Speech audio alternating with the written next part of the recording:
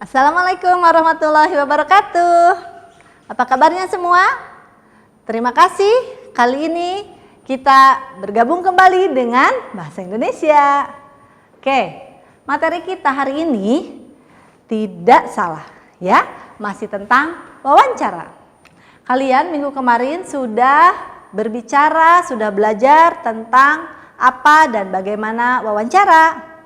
Untuk kali ini materi wawancara memang tidak jauh berbeda dengan materi minggu kemarin ya. Tujuan pembelajaran kita kali ini kita masih tetap akan membuat bagaimana itu wawancara dibuat ya.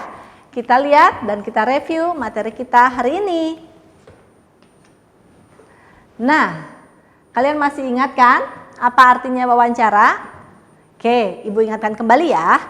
Wawancara itu adalah suatu proses dialog atau tanya jawab yang dilakukan oleh seorang pewawancara kepada narasumber. Nah, narasumber apa ya? Masih ingat kalian? Oh, hebat. Ya, tepat sekali jawabannya. Narasumber adalah orang yang kita wawancarai. Kita akan mengambil banyak sekali informasi dari narasumber yang kita tanya. Narasumber sangat banyak sekali ilmunya. Oleh karena itu, kita sebagai pewawancara harus dapat menggali informasi sebanyak mungkin dan selengkap mungkin dari narasumber. Oke, kita lanjutkan ya.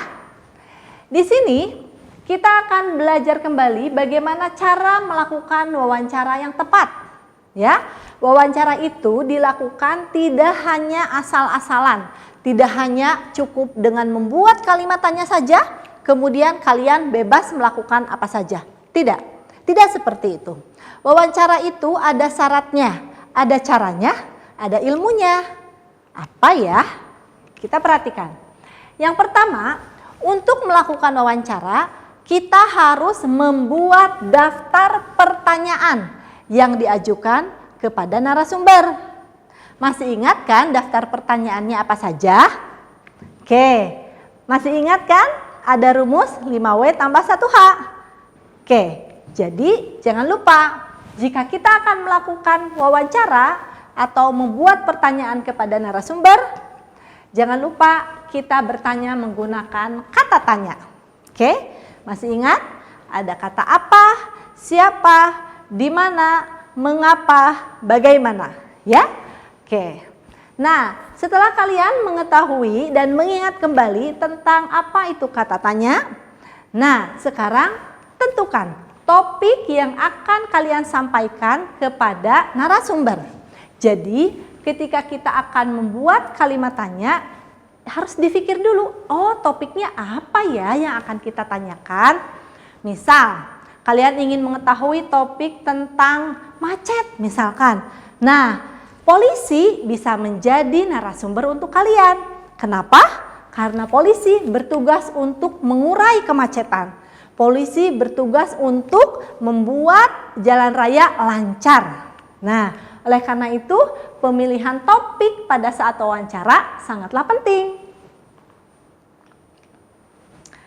Di sini berhubungan dengan narasumber yang tadi kita bicarakan. Narasumber ini bisa kalian pilih tidak asal-asalan. Ya, narasumber harus dipilih berdasarkan topik yang akan kalian ambil. Jadi antara pewawancara, antara narasumber, antara pertanyaan dan topik itu harus nyambung, harus sama materinya. Ya, jangan sampai misalkan kalian membuat pertanyaan tentang lingkungan hidup, tapi kalian mewawancarai narasumber yang salah. Misalkan seperti itu ya. Jadi harus sama antara topik dan daftar pertanyaannya harus sama, harus tepat ditanyakan kepada narasumbernya. Nah, di sini langkah berikutnya untuk melakukan wawancara adalah kita mengurutkan pertanyaan berdasarkan kata tanya yang tadi ya. Kata tanya yang sudah tadi kita bahas di sini jangan lupa diurutkan ya. Apa, siapa, di mana, kapan, mengapa, dan bagaimana. Kalian harus berusaha untuk mendapatkan informasi selengkap mungkin dari narasumber agar hasil wawancara kalian hebat, ya. Semua orang bisa puas dengan hasil wawancara yang kalian lakukan. Nah, satu hal yang berbeda dari pertemuan kita kali ini adalah ketika kita melakukan wawancara, jangan lupa ada yang namanya etika wawancara. Apa ya? Ibu ulangi. Jika kalian akan melakukan wawancara, jangan lupa ada yang namanya etika wawancara. Apa sih etika wawancara? Di sini, etika wawancara adalah sopan santun yang kita lakukan kepada narasumber. Apa saja etika wawancara itu? Banyak, ya. Di antaranya etika wawancara itu adalah yang pertama, kita mengucapkan salam kepada narasumber, ya. Yang kedua, kita berpakaian rapi, sopan, bertutur kata yang lembut dan sopan tentunya, ya. Berikutnya lagi, untuk etika wawancara kita tidak diperkenankan untuk memotong pembicaraan atau memotong pembicaraan yang sedang dijelaskan oleh narasumber. Jadi maksudnya jika kita menjadi seorang pewawancara, dengarkanlah terlebih dahulu apa yang diungkapkan oleh narasumber. Narasumber akan dengan senang hati memberikan informasi kepada kita, ya. Dan tugas kita adalah apa? Tentunya tugas kita adalah harus menyimak dengan baik apa yang dimaksud oleh narasumber tersebut. Catat baik-baik setiap yang dimaksud oleh narasumber. Jadi diharapkan kalian bisa paham dengan maksud dari yang disampaikan oleh narasumber. Ya. Kemudian untuk etika wawancara yang lainnya adalah kalian jangan atau dilarang untuk terlambat jika akan melakukan wawancara. Datanglah tepat waktu atau bahkan sebelum waktunya. Misalkan kalian akan melakukan wawancara pukul 8 pagi misalkan. Nah, kalian harus sudah ada di tempat wawancara lebih pagi, ya. Mungkin jam 7 harus sudah ada di tempat wawancara.